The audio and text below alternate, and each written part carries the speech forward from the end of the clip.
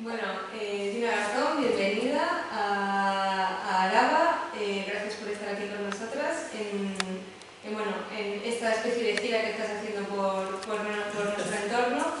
Estás aquí para hablar de ecofeminismo y crisis climática y bueno, eres coordinadora de la Red Ecofeminista y Asociación de Ámbito Internacional. Cuéntanos un poco de por qué el ecofeminismo, cuál es esta propuesta. Muchas gracias por la invitación, estoy encantada de estar aquí con todos vosotros. ¿Por qué ecofeminismo? Nos pregunta.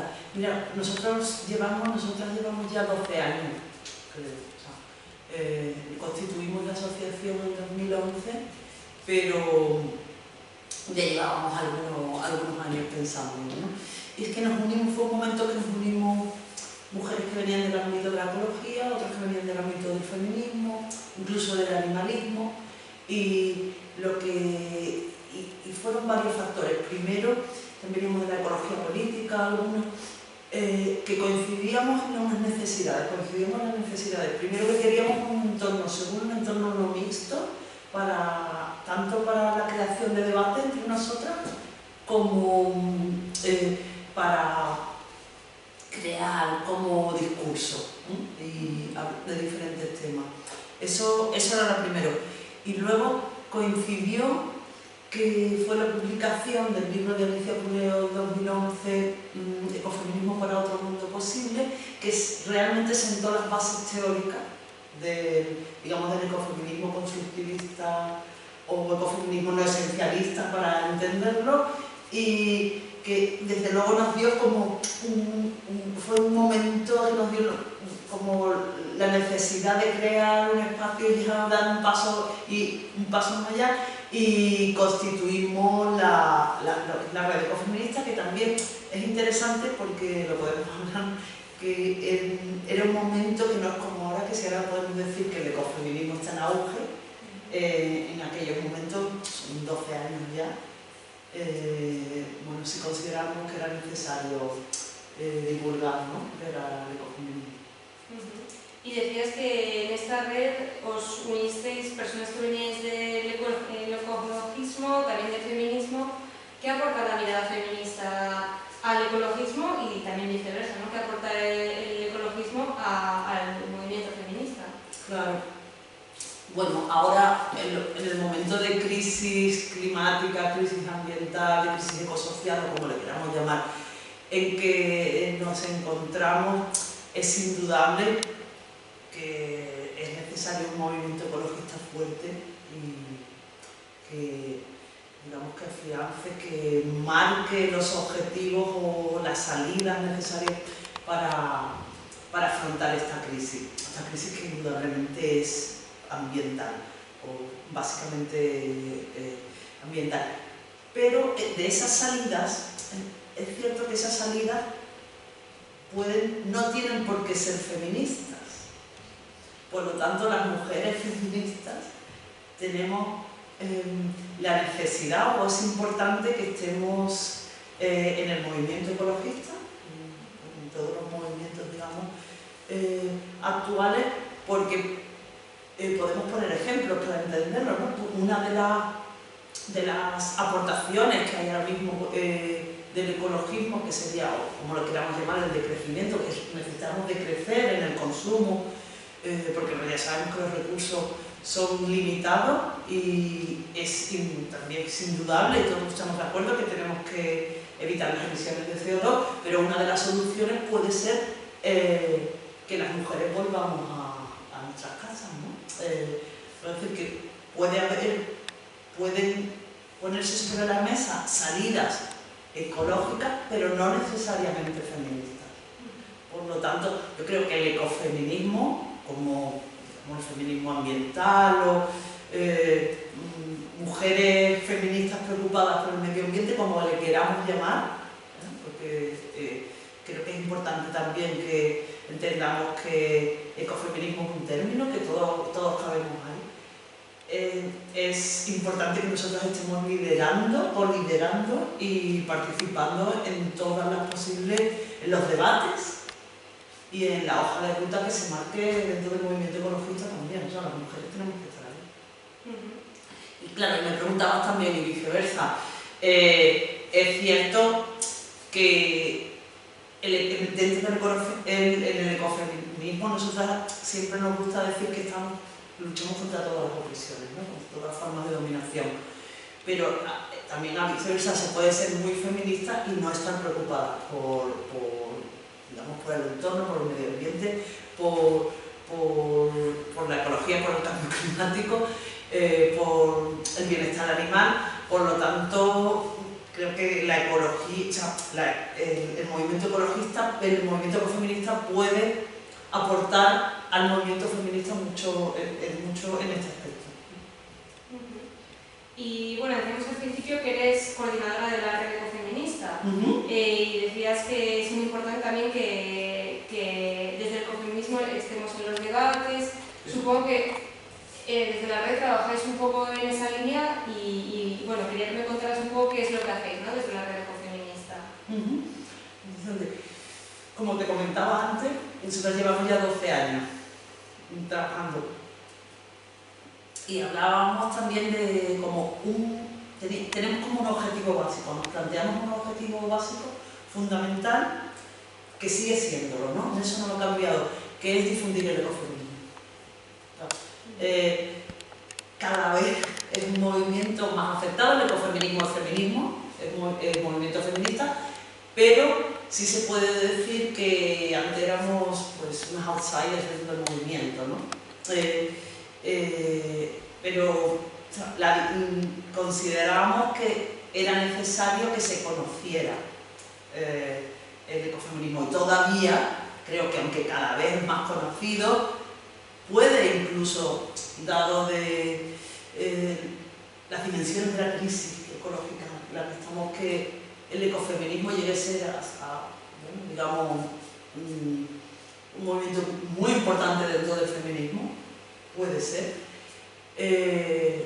Eso lo deseado, pero desde luego es cierto que es necesario difundirlo, todavía es un movimiento no conocido por gran parte de la sociedad. Entonces nos pusimos como objetivo difundir el ecofeminismo y ya te dije que el objetivo secundario es el reunirnos entre nosotras, crear por supuesto, un espacio seguro, un espacio agradable, pero también crear debate, porque quiero decir, el ecofeminismo es pensamiento y es praxis, ¿no? Y es práctica, y también es un sentimiento, seguramente, ¿no? Pero es pensamiento y es práctica y es muy importante el intercambiar, digamos, conocimientos entre nosotros.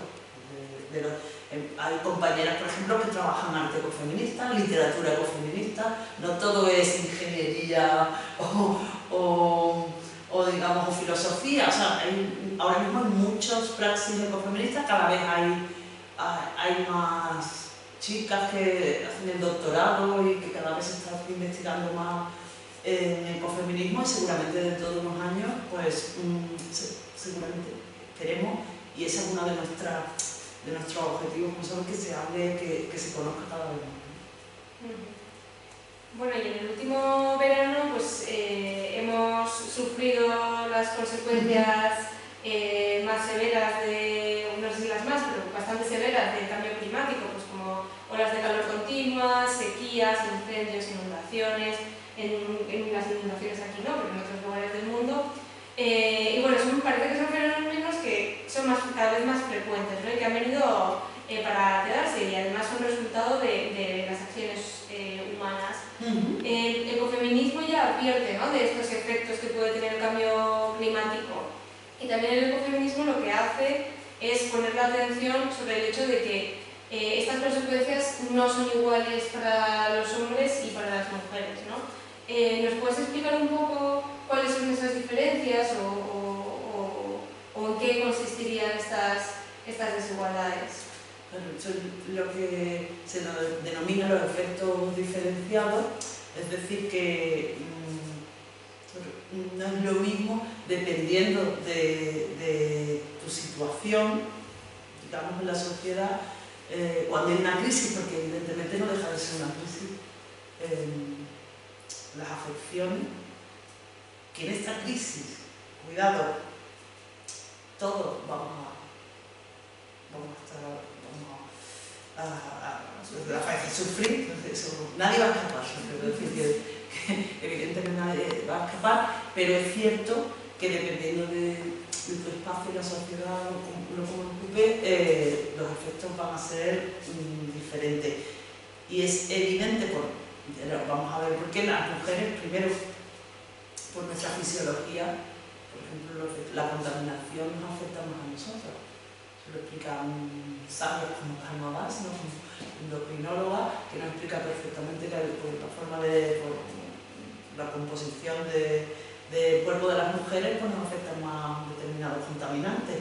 Pero es cierto que en muchas zonas del planeta que ya se están viviendo los efectos de la crisis climática de una manera durísima, y del extractivismo y de toda la crisis ecológica, zonas donde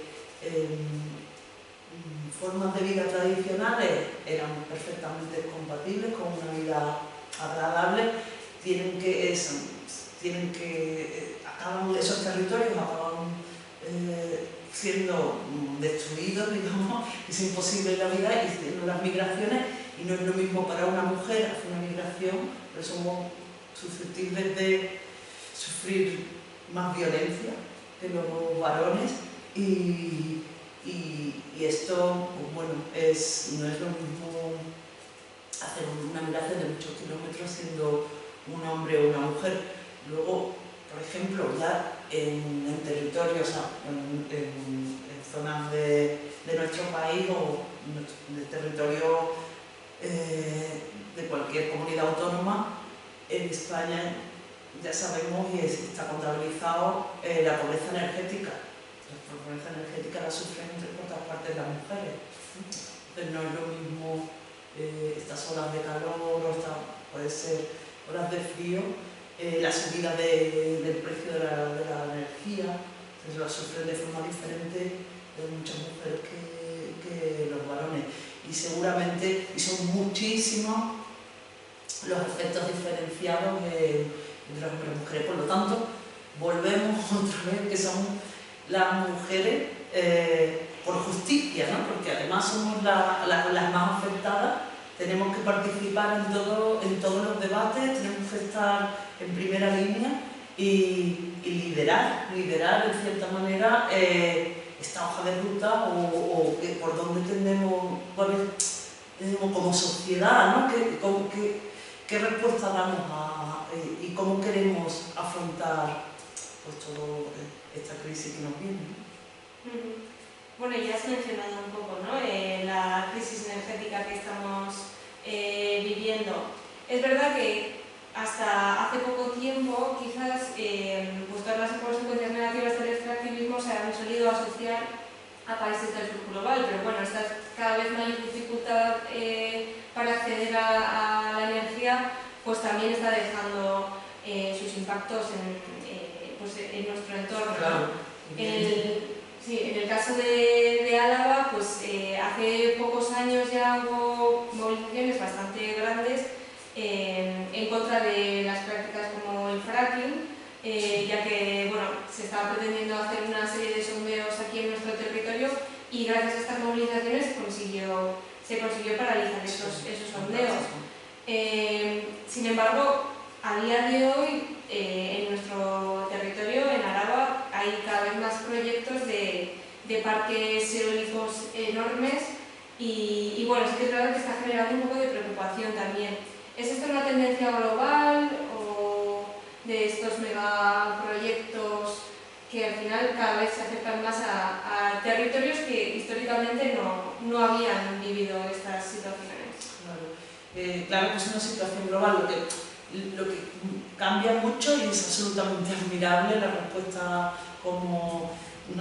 las respuestas que se dio aquí en Álava y de conseguir parar proyectos de este tipo, ¿no? en todas partes. Actualmente ya nadie discute, desgraciadamente no solo por razones ecológicas, que es necesario un paso a lo renovable. Eso no tiene discusión. Por un lado, las emisiones de CO2 van a provocar un caos climático a nivel mundial que es necesario, digamos, de una manera afrontar y descarbonizar la sociedad o descarbonizar el proceso productivo, y eso por un lado, claro, y por otro lado, aunque no quisieran, se acaba, ¿no? El petróleo rentable, el carbón rentable. Es necesario el paso a las renovables. Pero claro, ahí es donde está la cuestión. ¿Cuál es la propuesta ecofeminista o la propuesta del movimiento ecologista o la propuesta de todos los, digamos, los movimientos frente al status quo actual? Es el modelo de sistema energético basado en renovables o no, que sea centralizado o descentralizado. Este modelo de grandísimos parques, de huertos solares como ocupación de territorio, entonces, parques eólicos, que cuidado, que no estamos diciendo que no es necesario el paso a las renovables, pero es necesario un paso a las renovables ordenado, por supuesto que no tengan unos impactos ecológicos. Siempre tienen impactos, pero no se pueden colocar en espacios, digamos, naturales o que tengan, todas estas plataformas lo explican perfectamente. Entonces, ¿cuál es el modelo? El modelo es democratizar la energía, democratizar el sistema. Y para ello es necesario descentralizar, que la ciudadanía entre a formar parte de este sistema del que actualmente estamos ajenos, ¿no? Y para ello, sea basado en renovables o sea basado en combustibles fósiles. Entonces, estamos ahora definiendo el modelo. Claro, muchas personas optamos, y nuestra propuesta sobre la mesa, por supuesto del movimiento ecofeminista también, es de proponer un modelo, como hemos dicho, limpio, descentralizado, feminista, y actualmente tenemos muchas herramientas, ¿no? Como son las comunidades energéticas, que lo permiten. Esto, digamos, resumiendo, sí a las renovables, pero no a los megaproyectos que destruyen los ecosistemas, evidentemente. ¿Y en qué consistirían estas propuestas que son más democráticas, descentralizadas, etcétera, que pueden lograrse a través de las comunidades energéticas? ¿Cómo se logra eso? ¿En qué consistiría en este...? Claro, para eso es necesario un tejido social, que son, digamos, las comunidades energéticas, son unir a la ciudadanía, a las pymes, y luego las entidades locales, aquí son importantísimos los ayuntamientos, las diputaciones, aquí son las administraciones locales, dependiendo, las administraciones como promotores de proyectos renovables, de proyectos de generación o de distribución de energía, que son pequeños proyectos que nos permiten descentralizar el sistema y que la ciudadanía participe. ¿Qué decimos? ¿Qué aportamos? Como hablábamos nosotros, por un lado podemos tener un proyecto de comunidades energéticas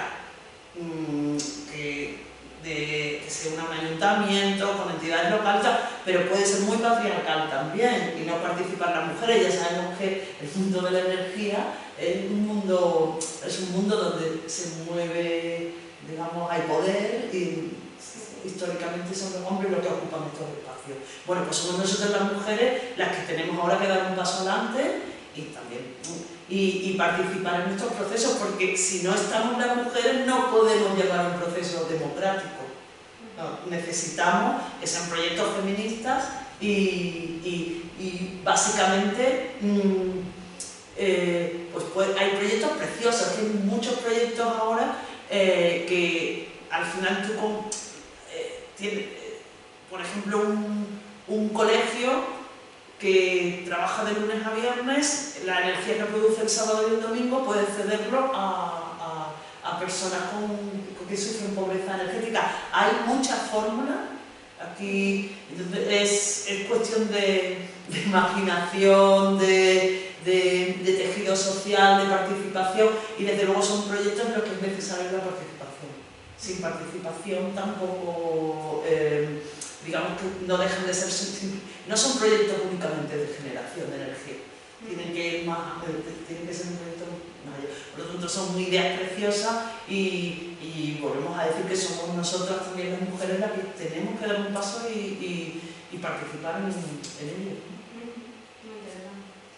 Y yendo a otros territorios, bueno, los pueblos indígenas tienen un larguísimo recorrido defendiendo sus territorios frente a prácticas extractivistas, ¿no? Desde un lugar como Araba, desde nuestro territorio, ¿qué aprendizajes podemos sacar de todas estas luchas? En todos los territorios. En Araba y en todas partes podemos aprender de estas mujeres que ponen al final sus cuerpos en primera línea de la lucha, son heroínas, ¿no? Heroínas de la defensa del territorio. Yo creo que lo que sí podemos aprender todos es que al final son los modelos. Hemos hablado antes del modelo energético descentralizado, basado en renovables o basado en energía sucia, democrático, ¿no? Aquí yo creo que también la sociedad, como en el transporte, ¿no? Que es otro gran sector que habría que reformar desde otra mirada totalmente, tenemos que pensar qué modelo de desarrollo rural queremos, ¿no?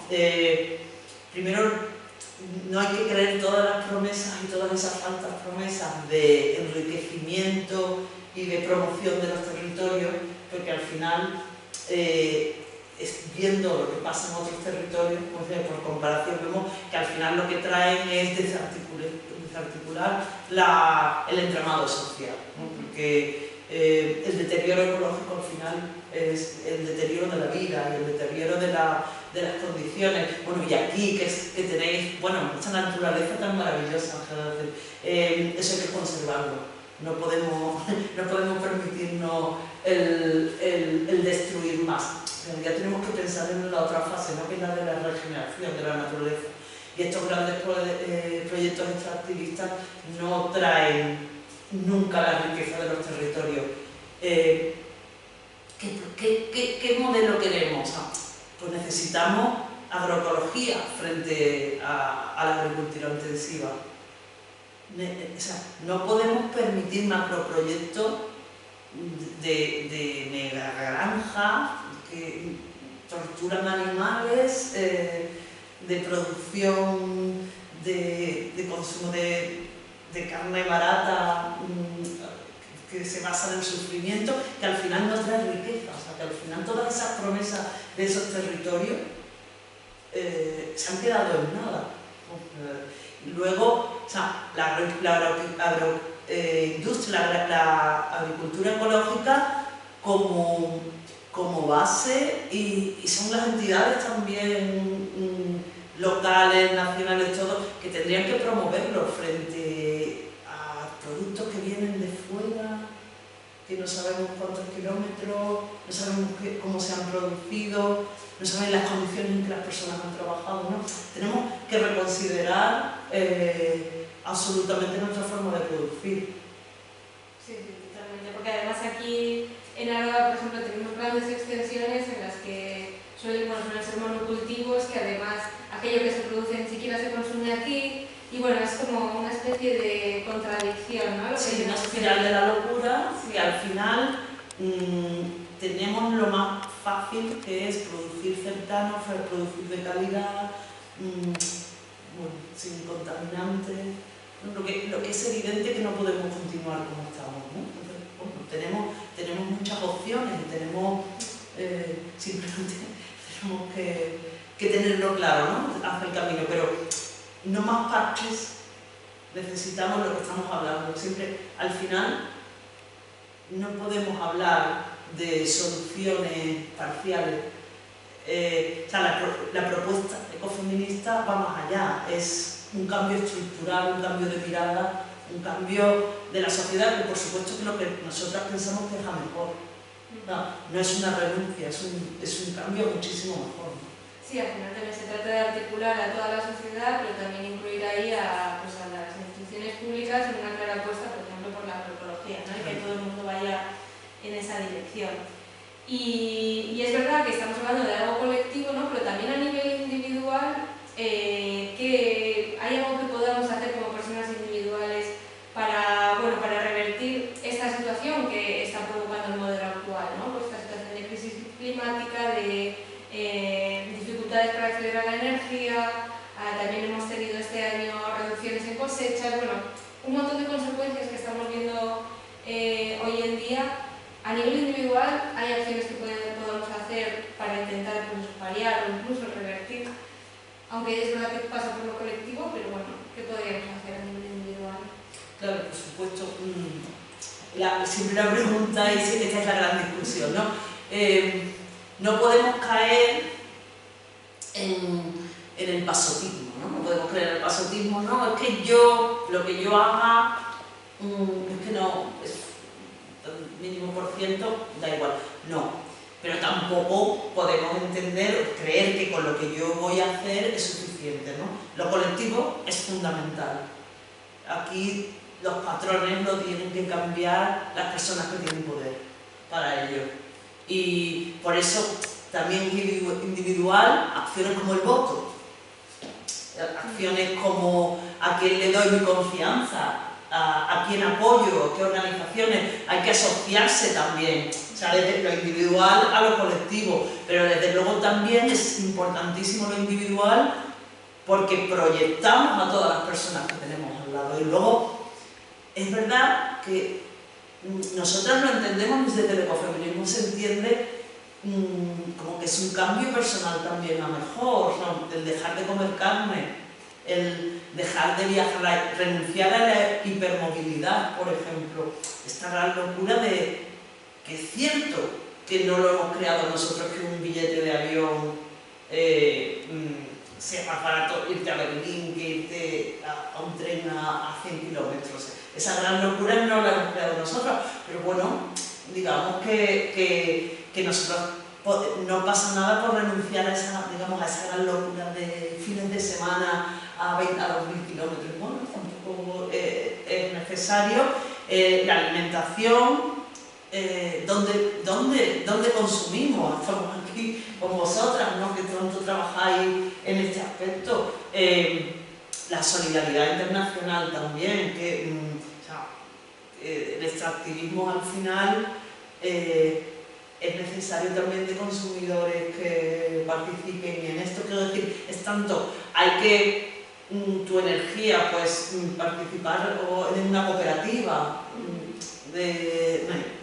Son tantas las cosas que podemos hacer a nivel individual que bueno, siempre podemos estar aquí horas y horas, ¿no? Reciclaje y tal, pero sin olvidar nunca que lo importante es asociarnos, tener un entramado social, asociativo fuerte, apoyar a la gente, apoyar a los compañeros, a las compañeras que dan el paso adelante. No, una de las propuestas que tiene el ecofeminismo, que son los pactos de ayuda mutua, que es el entender las diferencias, el entender que asociaciones que pueden tener diferentes visiones o diferentes objetivos o diferentes prioridades no son nuestros enemigos, que podemos trabajar juntos y que juntas y que no nos tenemos que fijar en lo que nos une, no en lo que nos diferencia, ¿no? Entonces, como es importante tener un tejido asociativo, es importante, por ejemplo, apoyar la economía solidaria, social y solidaria, todo eso lo tenemos que hacer desde el individuo para afuera y claro, y presionar a los organismos y a las personas que en un momento tienen capacidad de decisión, porque ahí sí que ahora mismo estamos en un momento crucial, ¿no? de cambio del sistema o de seguir el status quo, seguir como estamos, y bueno, y ahí no vamos a entrar en si 3 grados, 1,5 grados, 2 grados, lo que eso va a significar, ¿no? Pero no, digamos, nosotros decimos por ejemplo, el ecofeminismo, que se lo escuché a Lidia Puleo el otro día, que era como el ecofeminismo es como la utopía ecofeminista frente a todas las distopías que estamos viendo ahora, ¿no? Que eso, bueno, pues yo creo que es bonito pensar en eso y que podemos cambiar el mundo desde lo individual y desde lo colectivo, desde luego. Y bueno, ya para ir finalizando, ¿podrías hablarnos de alguna experiencia concreta de cómo se trabaja desde distintos lugares del mundo, pues desde una perspectiva, desde una propuesta ecofeminista? Mira, a nosotros nos gusta muchas veces hablar de prácticas ecofeministas más que personas ecofeministas, porque hay tantos lugares y tantas mujeres trabajando y haciendo prácticas ecofeministas sin necesidad de llamarse ecofeministas, ¿no? Pero y ahora se me ocurre, pensando, por ejemplo, compañera Masi Andri de Brasil, que nos hablaba de la agroecología y de proyectos preciosos en Brasil, claro, muchas veces las mujeres no han sido dueñas de las tierras, ¿no? Pero cómo empoderarse como mujeres trabajando desde la agroecología, también digamos, teniendo la titularidad de los terrenos y, por supuesto, además porque es precioso entender que la agroecología como ejemplo de práctica ecofeminista, ¿no? Porque por un lado, además práctica ecofeminista bien entendida, por un lado es la ciencia, reconocer todos los avances de la ciencia, que los hay, pero por otro lado va entroncado con los saberes tradicionales de las mujeres que, por ejemplo, del campo han sido las mujeres las que han mantenido pues toda esa sabiduría de las semillas y los saberes tradicionales. Entonces, como ejemplo de práctica ecofeminista, los proyectos de mujeres en Brasil son como una maravilla y algo que realmente te da luz y proyectos preciosos, ¿no? Que podemos llamar prácticas ecofeministas, ¿no? Desde luego. Pues bueno, muchas gracias, Dina, por haber estado este ratito con nosotras. Seguro que seguiremos analizando, investigando, divulgando también, como decías, el ecofeminismo. Y nada más, muchas gracias. Pues yo agradezco la invitación. Muchas gracias.